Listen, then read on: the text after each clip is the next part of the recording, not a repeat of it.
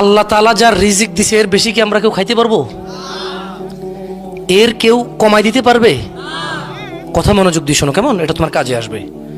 ওয়াল্লাহি তুমি এই লজিকটাকে একটু অনুভব করো প্লিজ। আমি যেদিন এই লজিক অনুভব করছি না, আমি বলবো না যে আমি অনেক ভালো হয়ে গেছি, তবে অনেক কিছু সিদ্ধান্ত নিতে সহজ হয়েছে। অনেক কিছু কি হয়েছে সিদ্ধান্ত নিতে? আচ্ছা বলো তো, যা আল্লাহ তোমার জন্য নির্ধারণ করেছে তাকে কেউ নিতে পারবে? আর যা আল্লাহ তোমার জন্য নির্ধারণ করে নাই তুমি কি এর বেশি নিতে পারবা? তাই তুমি যদি একটা মেয়ের সাথে অবৈধ সম্পর্ক করে প্রেম করো, জানা করো, তোমার আল্লাহ রিজিকে যতটুকু তৃপ্তি লিখেছিল, তোমার রিজিকে শারীরিক সুখ যতটুকু আল্লাহ লিখে রেখেছিল, তোমার রিজিক আল্লাহ যতটুকু যৌবন লিখেছে, ওইটা ওখান থেকে কমে যাবে। তো তুমি খেয়ে ফেলছো না, ওইটা নিয়ে নিছো না, ভোগ করে ফেলছো না, ওটা তোমার ভাগে চলে আসছে না। তখন তুমি বিয়ের আগে যতটুকু অংশ তোমার রিজিকে নষ্ট করে দিয়েছো যৌবন, ওই বিয়েতে আর তোমার বাকিটুকুই থাকবে। আর যদি তুমি এখন তোমার যৌবনটাকে হেফাজত করো, কার জন্যে? আল্লাহ তোমাকে যেদিন কোনো ছায়া থাকবে না আল্লাহর আরশের ছায়া ছাড়া, যেদিন মানুষ ঘামে ডুবে থাকবে হাঁটু কোমর গলা পর্যন্ত, ওই দিন আল্লাহ তোমাকে আরশের ছায়ার নিচে আশ্রয় দেবে। এবং মজার একটা কথা বলি, এই যে তুমি বিয়ের পূর্বে কোনো মহিলার সাথে তোমার যৌবন উপভোগ করনি, তুমি যখন বিয়ে করবা তখন ওই যে তোমার যতটুকু রিজিক কতটুকু বরাদ্দ রয়ে গেছে, সুবহানাল্লাহ, তুমি পুরাটুকুই পাবা তোমার ওয়াইফের সাথে। এবারে আসো, তুমি বলতে পারো যে ভাই বিয়ে করলে বউয়ের সাথে কেন যৌবন পাবো না? ওই যে তুমি সিগারেট খেয়ে আসছো, তোমার বউ তোমারে বলছে যে সিগারেট খায়েন না, বিয়ের 1-2 মাস তোমারে বলছে, তুমি শুনছো। 1-2 মাস শুনছো, একটা মহিলার আর কদিন শোনা যায় তুমি মনে করো? 1-2 মাস তো ডার্লিং, জানু, মানু, শানু, হ্যাঁ, টিয়া পাখি, ঘুঘু, ময়না। তো 2 মাস পরে তুমি বললে যে এই শোনো, তুমি না একটা কথা বারবার বলো। আমি বললাম তো ছেড়ে দেবো। মহিলার রাগ হয়ে কাইত হয়ে গেছে। এখন তুমি বললো যে কি ব্যাপার, বুঝলাম না, রাগ হয়ে গেল, দূর আমিও রাগ করছি। মহিলা চিন্তা করতেছে, মনে মনে চিন্তা করতেছে, তুমি তো আর অন্তর্জামিন, এটা সে ভুলে যাবে। তুমি কি তার মনের কথা জানো? সে চিন্তা করবে আমার মানাইলে আমি মাইনা যাবো, কিন্তু তুমি তো তার মনের কথা জানো না। তুমি চিন্তা করলে মধুর, এ তো রাগ করে ফেলছে, ধর তুমি শুয়ে গেলা। এখন মহিলা চিন্তা করবে কি রে, আমি ভাবলাম আমার মানাইবে, কাছে ডাকবে, এ তো ডাকলো না। তুমি যে আল্লাহ না, এটা তো মহিলা জানে না যে আমি অন্তর্ভাব জানি না। এখন সে তোমার উপরে আবার ডাবল রাগ করলো। এক, তুমি তারা বললা বেশি বোঝো, এই জন্য আবার তুমি তারা মানাইতেছো না, আবার রাগ করলো। সকালবেলা তুমি উঠে দেখলা যে ঠিক হয়ে যাবে, তুমি দেখলা যে না, মহিলার এখনো মুখ কালো হয়ে আছে। বললা ধীর, তুমি ডিউটিতে চলে গেলে বা কাজে চলে গেলো, যে তোমার রিজিক নাই, দেখছো বউর সাথে একসাথে ছেলে থাকতে পারো নাই, বুঝে আসছে না? আসে নাই। এরপর তুমি ঘরে এসে বললা যে কি ব্যাপার, তোমার মন তো খারাপ কেন? 1 কথা 2 কথা লাগছে ঝগড়া। মহিলা বললো বাপের বাড়ি যাবো। তুই জাগা, আমার কি এসে যায়?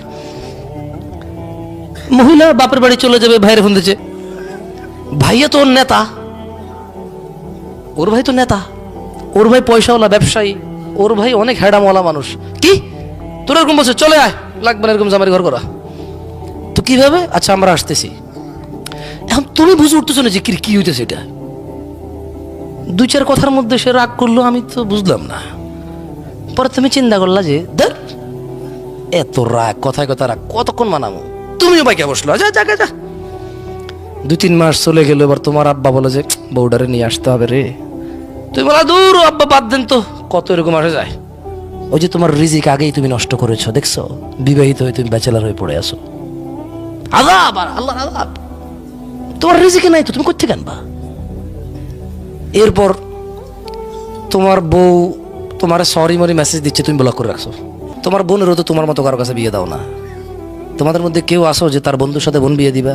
ওরকম লোকের সাথে বন্ধুত্ব করো তুমি? মিয়া ফাইজলামি করো, আবার সাধু সাজু আমার সামনে এসে বাপের বদনামি করো। কে তোমার বন্ধু? কে তোমার বন্ধু? কে তোমার বন্ধুটা? কে বলো? তুমি এমন এক লোকের সাথে চলো যার সাথে তুমি বোন বিয়ে দিতে রাজি নাই, কারণ তুমি জানো ও কত খারাপ। তো তুমি তো তোমার কাছে, তুমি তার কাছে তো তুমি এরকম খারাপ, সেও তো বিয়ে দিবে না। আর যাই হোক, টপিক থেকে বাইরে না যাই, জেনা নিয়ে কথা বলতেছি। কি নিয়ে? জেনা নিয়ে কথা বলতেছি। তো এখন 2 মাস পর ব্লক টক করে দিছো। এরপরে তোমার বউ মার মোবাইল থেকে মেসেজ দিছে, আচ্ছা আমি দুঃখিত বললাম, তো ঠিক আছে তুমি যা বলবা তা করবে, এরপর আর তোমার বলবো না, সিগারেট টিগারেট খাইও না, হ্যান ত্যান বকে বলে দিছে। আবেগি একবারে বিশাল লম্বা এক চিঠি পাঠাই দিছে। একটু একটু তোমার মন ভাঙলো, তুমি নিয়ে আসছো। এরপর তোমরা আছো সুখে শান্তিতে। আবার হঠাৎ তোমার রাত্রে লেট করে ঘরে ফিরা, অথবা তোমার মোবাইলের মধ্যে মেসেঞ্জারে কারো মেসেজ দেখে বউ খেপে গেল, চেতে গেল, বা তুমি বউকে ফোন দিয়ে দেখলে যে বিজি, বললে যে তোমার মোবাইল বিজি কেন? বলে যে ও না আম্মার সাথে কথা বলতেছি। আরেকদিন তুমি বললে তোমার মোবাইল বিজি কেন? বলে যে না আম্মার সাথে কথা বলতেছিলাম, আপা ফোন দিছিল। তুমি একদিন বললো যে আচ্ছা আজকে আগে ওর আম্মারে ফোন দিব, আগে পরে ওর আপারে ফোন দিব, পরে ওর খালুরে খালারে সবাই ফোন দিব, তারপরে ফোন দিব, দেখি আজকে কার লোক কথা কয়। তুমি সবাই ফোন দিয়ে বললো যে হ্যাঁ তোমার মোবাইল ব্যস্ত পেলাম কেন? বললো যে তোমার ও আম্মুর সাথে একটু কথা বলছিলাম। বলে তোমার আম্মুর সাথে এখন আমি একটু কথা শেষ করছি। এখন তোমার বউ বললো যে ছি তুমি আমাকে সন্দেহ করো। তুমি বলে আশ্চর্য সন্দেহের কেস, এটা তো বাস্তবতা। সন্দেহ তো আমি যদি অনুমান করতাম তাহলে না সন্দেহ, তুমি তো মিছে কথা কইছো। সন্দেহের কেস তো কনফার্ম, কার সাথে কথা বলছো বলো। এরপর বলছে যে না বুঝছো তুমি তো রাগ করবা জেনে আমি বলি নাই, ওই ওই যে মানে আমার ফুফাতো ভাই, তুমি এবার কি মনে করো এই জন্য আমি তোমার বলি নাই, ভুল বোঝো কিনা। আচ্ছা আমি তোমার সাথে কথা বলা দেবো একদিন ভাইয়ের সাথে। তুমি কিন্তু বললাম বাউরে ওর ফুফাতো ভাই, ওর ফুফি হলো একটা, ফুফির মেয়ে হলো 60টা, এ কোন ফুফাতো ভাই? ওর তো কোনো জারস ফুফাতো ভাই আছে বলে আমি জানি না। তো এই ফুফাতো ভাই লোক থেকে তুমি বিয়ের পর দাওয়াত খাইছো না, ফুফির বাড়িতে দাওয়াতে গেছো, খালা শ্বশুরের বাড়িতে দাওয়াতে গেছো, শাশুড়ি না সরি। তো তুমি চিন্তা করলে কি রে ওর ফুফির তো যার সন্তান আছে বলেও জানি না, যে ছেলে আছে বলে, 4টা মেয়ে আছে এটা জানি, কোন ফুফাতো ভাইয়ের সাথে পরিচয় করাবে? তুমি গেলে খেপা দেখছো, আবার তোমার বউয়ের সাথে তোমার শুইতে এখন ঘৃণা লাগে। অথবা তোমার মোবাইলে মহিলা বলছে যে আই লাভ ইউ জানু, কবে বউকে তালাক দিয়ে আমাকে আপন করে নিবা। বউ এ মেসেজ দেখা বউর ঘৃণা লাগে তোমার সাথে শুইতে, তোমার সাথে থাকতে। এমন অবস্থায় তুমি তোমার রিজিক থেকে বঞ্চিত কিনা? ছোট ভাই আমার, নির্জনে যৌবন নষ্ট করিও না। You understand what I am saying? তুমি বুঝছো আমি কি বলছি? একাকিত্বে নির্জনে নিজের যৌবন রিজিক, এটা কেমন আমি তোমারে বলি, ওয়াল্লাহি তোমাদের কি হয়েছে ছোট ভাই আমার, তোমরা কেন জিনিসটাকে সহজে নাও না? এরকম মেরে পাশ भी ऐसा है। হাসিও না, একটু মন একটু দেখো, হাসলে তোমার ইচ্ছা। দেখো একজন ধরো তো, এটা এইভাবে ধরো, হ্যাঁ ই তো গয়া। আচ্ছা এটাকে আমরা রিজিক বলি না? কত টাকা আছে এখানে? কত আছে? কেন নাই? 100 কই? ফেলে দিছি, চলে যায় নাই। কি করছি? ফেলে দিছি। মদ খাইছি, কি করছি? মদ খাইছি, কি করছি? আর কত আছে? এখন এখন আমার সম্পদের মধ্যে কত টাকা আছে?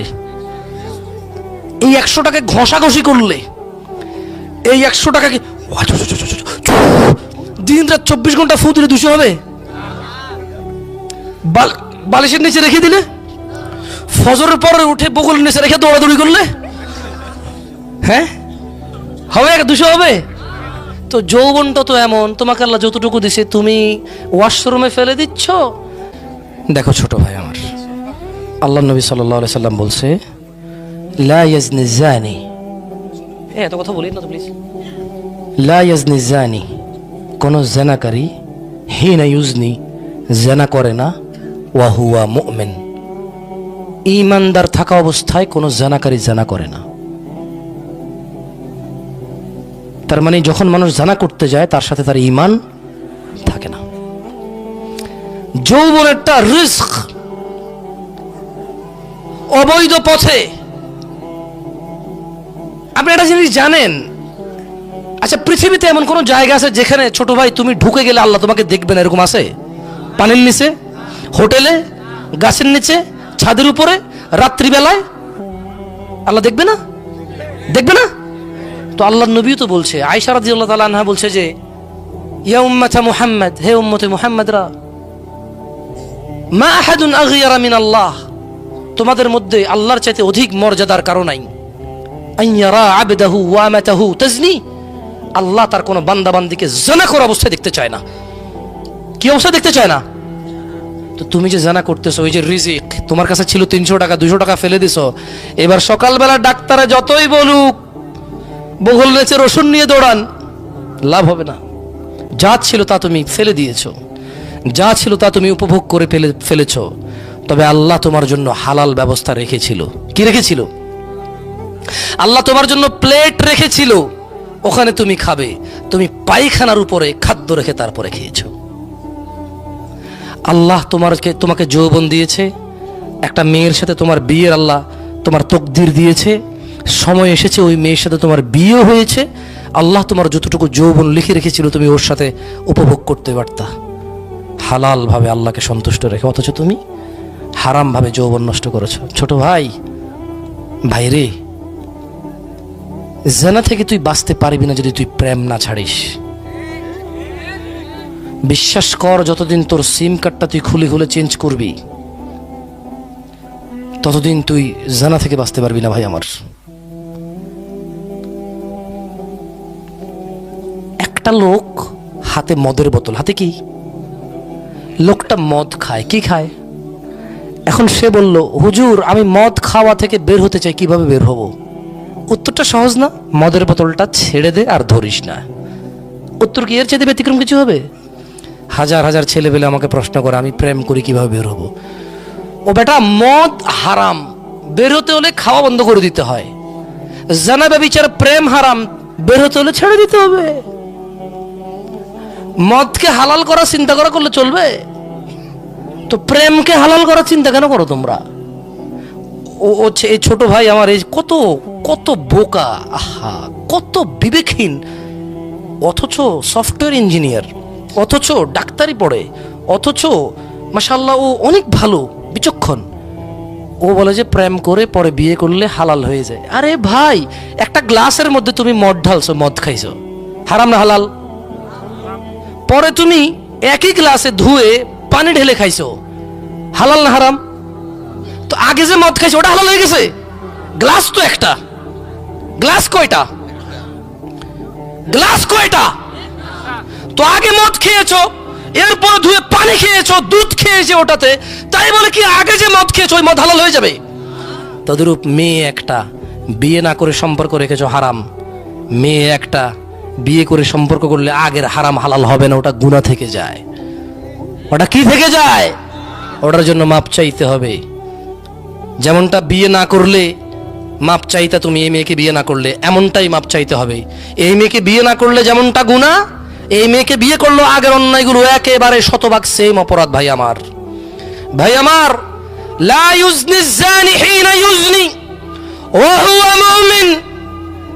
কোন জানাকারী জানা করে না মুমিন থাকা অবস্থায়। সিদ্ধান্ত তোমার। আর শোনো, মুসলমান হয়ে মরতে চাও? হাত তোলো তো। মুসলমান হয়ে মরতে চাও? আল্লাহ তাআলা কবুল করুন।